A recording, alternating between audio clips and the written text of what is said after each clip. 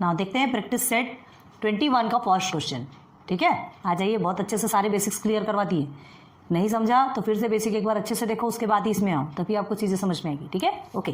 Angle ACT is an interior angle, पहले पढ़ते हैं, देखो, of triangle ABC. The measures of angle A and angle B are equal if measurement angle ACD is equal to 140 degree. Okay, find the measures of the angles angle A and angle B. अब देखो, angle ACD okay is an interior angle of, sorry interior लिखा है कि गलत लिखा है, हाँ तभी तो हम सोच रहे हैं ये एक्सटीरियर है,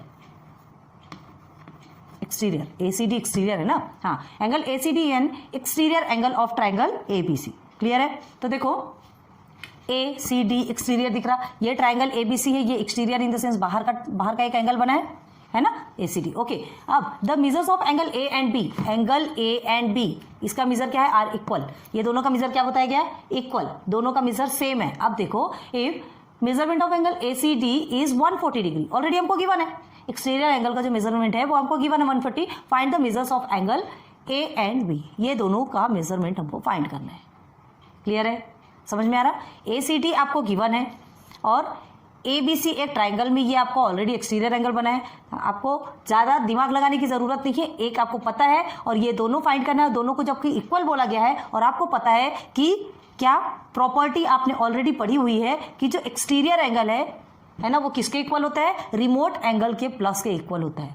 remote angle in the sense जो कि दूर है, जो कि दूर दो एंगल होते हैं, ट्राइंगल में 3 एंगल होते हैं तो कभी भी 2 एंगल दूर ही होगा ना। एक एंगल अगर एक्सटीरियर बनता है तो एक एंगल जस्ट उसके पास रहेगा और बाकी तो 2 तो दूर रहेंगे। तो जो दूर में जो 2 एंगल होते हैं, ये दोनों के प्लस के इक्वल क्या होता है, एक्सटीरियर एंगल होता है।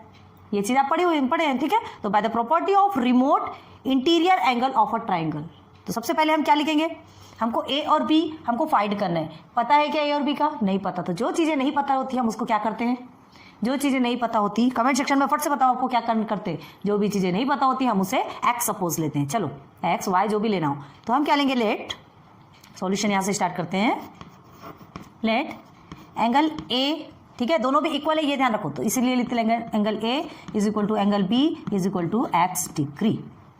क्लियर है? मेजरमेंट ऑफ लिखते हैं, measurement of angle A and measurement of angle B is equal to h degree. दोनों भी इक्वल है, मतलब दोनों का भी हमने x डिग्री लिया। क्लियर है? अब एक्सटीरियर एंगल तो पता है, तो बाय द प्रॉपर्टी ऑफ, ये प्रॉपर्टी याद रखो ना,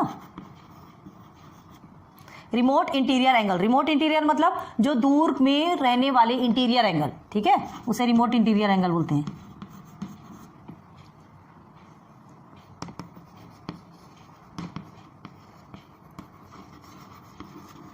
remote interior of a triangle, ठीक है, by the property of remote interior angle of a triangle क्या होगा, this equal to measurement of, ये जो एक्सटीरियर एंगल है angle ACD is equal to measurement of angle A, measurement of angle A plus measurement of angle B।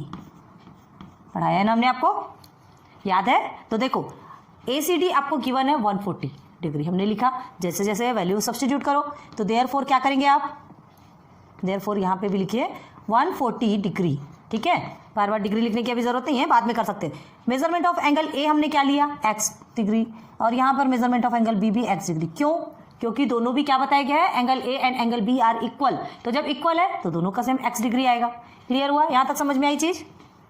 अब देखो क्या करना है, देयरफॉर 140 है, अब देखो ये x है तो इसका मतलब क्या है, देखो दोनों भी x है, तो x और x कितने हो जाएंगे, दोनों x के सामने, जो जिसके सामने कुछ नहीं होता उसके सामने 1 होता है, पता है ना। तो ये जो 1x प्लस 1x कितना हो जाएगा, 2x, 1x plus 1x 2x। अब देखिए 2x, आपका हमको किसकी वैल्यू चाहिए, x की वैल्यू चाहिए हमको, angle A and angle B की वैल्यू हमने x सपोज ली है, x की वैल्यू मिल गई, मतलब हमको दोनों की वैल्यू मिल गई, दोनों का मेजरमेंट मिल गया, एंगल A और एंगल B दोनों का भी मेजरमेंट मिल गया। तो क्या करेंगे, पहले x की वैल्यू निकालेंगे, तो क्या लिखेंगे यहाँ पे, देयरफॉर, अब देखो 2x मल्टीप्लिकेशन पे है, यहाँ जाके डिवाइडेशन पे हो जाएगा, तो हमको x की वैल्यू निकालना है, x को इधर रख लेते हैं, देयरफॉर 140/2, तो क्या निकलेगा, 2 से अगर क्या करेंगे, उसे डिवाइड करेंगे, तो 2 से डिवाइड करेंगे तो कितना निकलने वाला है, हाँ 2 7 14, 2 1 2, 2 7 14 और 0, मतलब कितना निकलेगा 70। यहाँ गंदगी करने की ज़रूरत नहीं है, ठीक है, 70। साइड में कीजिए, रफ भी कीजिए, आपकी मर्जी कहाँ भी कीजिए, लेकिन यहाँ आप गंदगी नहीं करेंगे। तो x की वैल्यू कितनी निकल के आई? 70। तो 70 क्या है आपका? ये x क्या है? x हमने किसे माना? एंगल A और एंगल B का जो मेजरमेंट है उसे x माना, ठीक है। तो therefore angle A and angle B is equal to कितना होगा आपका? 70 डिग्री। ये भी आपका 70 डिग्री, ये भी आपका 70 डिग्री। क्लियर हो गया? समझ में आ रही ना बात? तो उसके कैसे लिखेंगे फिर आप? Therefore measurement of angle A is equal to x degree is equal to 70 degree, ठीक। And measurement of angle B is equal to x degree is equal to 70 degree. निकल के आया?